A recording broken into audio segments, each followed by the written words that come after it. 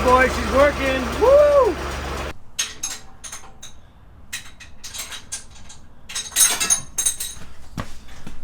Hey, whoa, whoa, whoa, whoa. You're rolling. Oh. Hi, welcome back to the channel. So anyway, since last time, we've gotten a lot accomplished. We've broken off a little piece of the starter here, so that's a win. Today we're going to see if we can weld it back together. Now you might be saying, isn't that aluminum? How are you going to weld aluminum with a $180 flux core welder from Harbor Freight? I'll show you.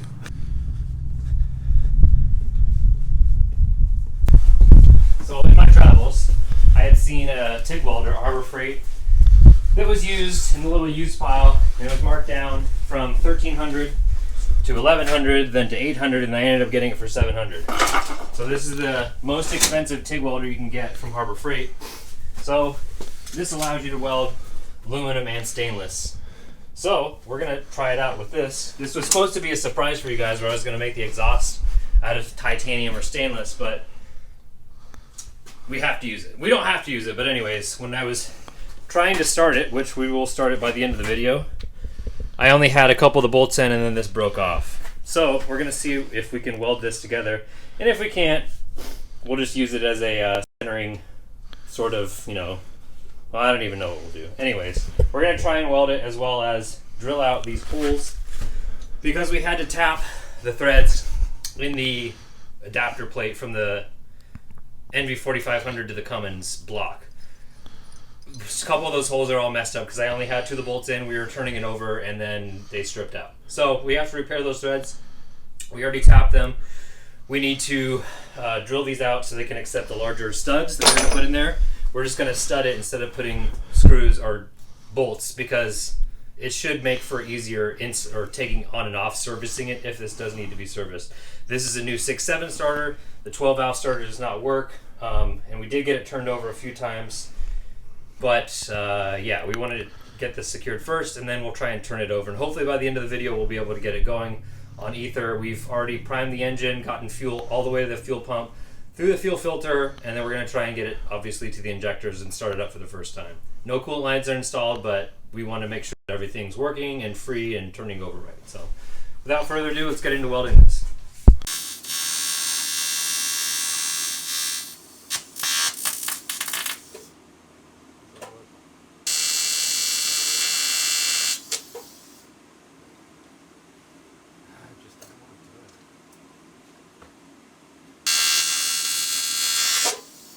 Might just go with 2 bolts, eh?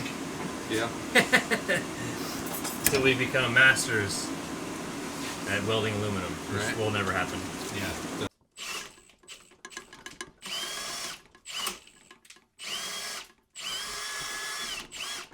Huh. What? I think it's that one. Yeah. That's the one it's holding on to. Shoot, maybe we should tack it a little bit more.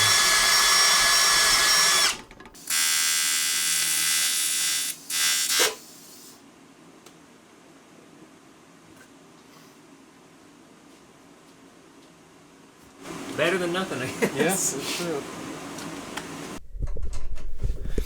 All right, so it's definitely not pretty, and you could definitely question the structural integrity, but for what we're doing, we just needed to tack it basically just to hold a little bit, so he drilled through there for the bigger studs, and that'll work for what we're trying to do. Oh, wait. I picked it up to get some fuel. Ready? Yep.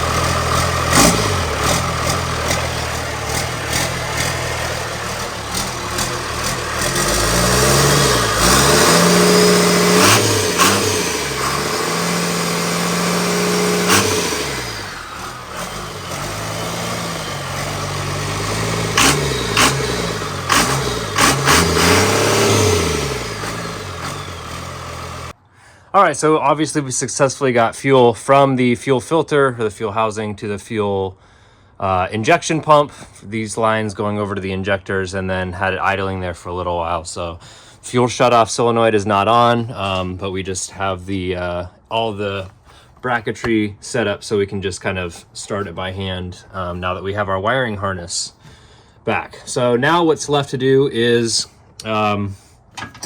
rig up our OEM Toyota throttle cable to the linkage that we got off that kit on eBay right down here.